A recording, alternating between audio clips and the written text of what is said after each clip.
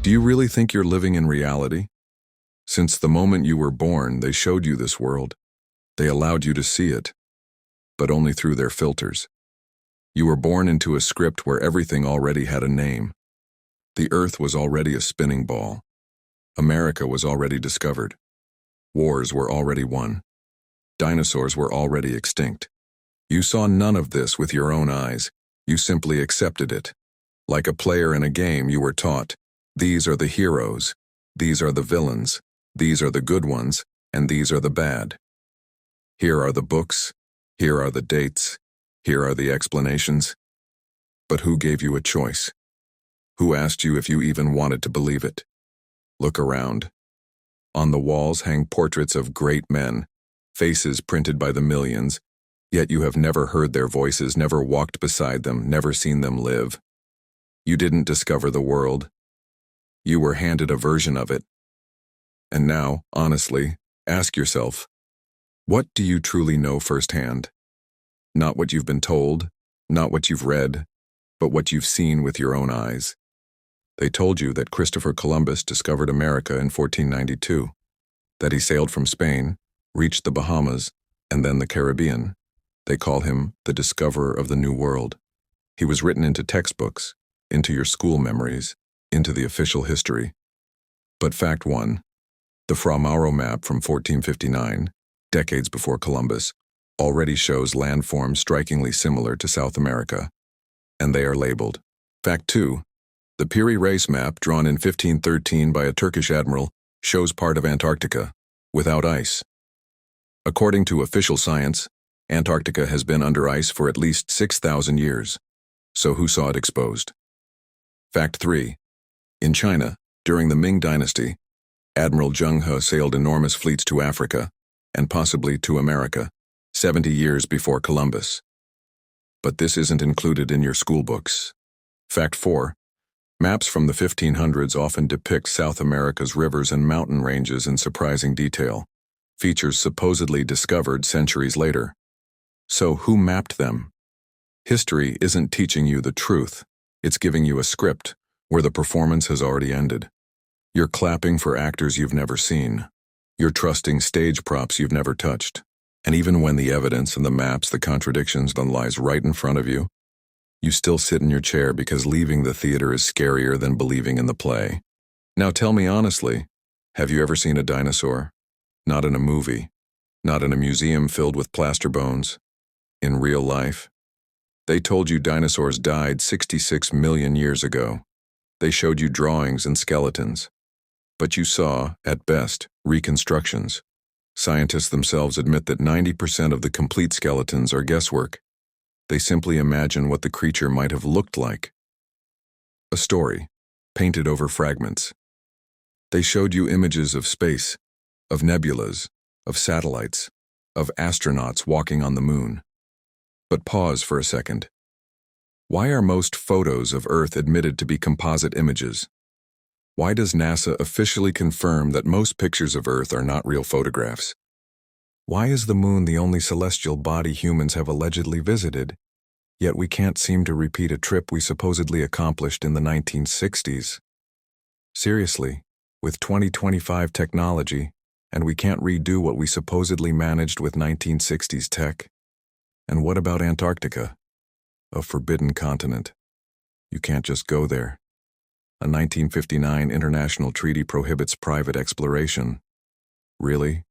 You can visit Mars in a video game, but you can't walk freely on your own planet? Let's return to the maps. Piri Reis, 1513, Antarctica shown without ice. Orontius Phineas, 1531. Again, Antarctica's true land contours free of glaciers. Modern satellite scans under the ice match these ancient maps. So, who mapped it 500 years ago? Have you seen medieval armor in museums? Heavy, shiny, intimidating. But ask yourself, how do you move in that? A full suit of armor can weigh up to 35 kilograms. With a tiny slit to see through, how could they fight? Aim? Breathe? If you fell off your horse, you weren't a warrior anymore. You were a turtle on its back. How did they go to the bathroom? You think someone kindly unfastened their plates during battle breaks? In truth, many of these armors were ceremonial, built for parades, not real wars. Costumes for show, you were never there. But you believe because they showed you a picture. You feel it, don't you? This world, it's like a glossy catalog. You're flipping through pages you didn't design. You've only seen what they wanted you to see. But now, you are starting to truly see. Have you ever wondered how they lifted 1,000-ton megaliths, built pyramids, Baalbek, Stonehenge, without cranes, without modern technology? They say they dragged them on logs. Seriously? Moving an 800-ton stone on a few logs? Even today, modern cranes struggle with such weights. Who built these things? How? And more importantly, why? Why do ancient statues show perfect anatomy, tendons, muscles, fingernails, at a time when people supposedly had no cameras, no mirrors, no advanced medicine? Who really made those masterpieces? Were they truly ancient? Or were they planted into the world like ready-made props? Think about the clothing of the past. Layers of velvet, corsets, powdered wigs. Do you really think someone would wear 5 heavy layers of fabric just to harvest wheat? It's theater, mannequins in costumes, NPCs in extravagant skins. Imagine a woman waking every day, binding herself into a 1.5-meter-wide dress, corsets, and layers of petticoats. To fetch water. Imagine climbing a stone spiral staircase in that outfit. And the men, white, powdered wigs, frills, no hygiene, infestations hiding beneath. Does this really seem natural?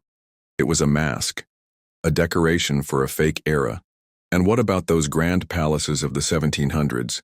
Symmetrically perfect, marble, gilded, magnificent, built in cities that otherwise consisted of muddy huts and wooden shacks? Really? Nations who couldn't build straight roads supposedly constructed Versailles? Where are the blueprints? Where are the construction photographs? Where are the stages of development? It's as if the buildings were already there, inserted into the reality like a pre-built movie set. You're starting to see it, aren't you? This world was staged before you ever arrived. You were born into an arranged simulation, architecture, statues, history, but no living memory. Everything was already there. The laws, the flags, the religions, the borders.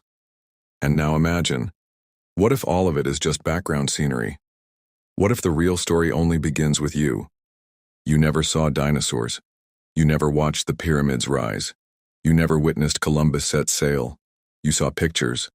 But what if the pictures were fake? What if the world was built only when you started to look for it? You are not a continuation of history.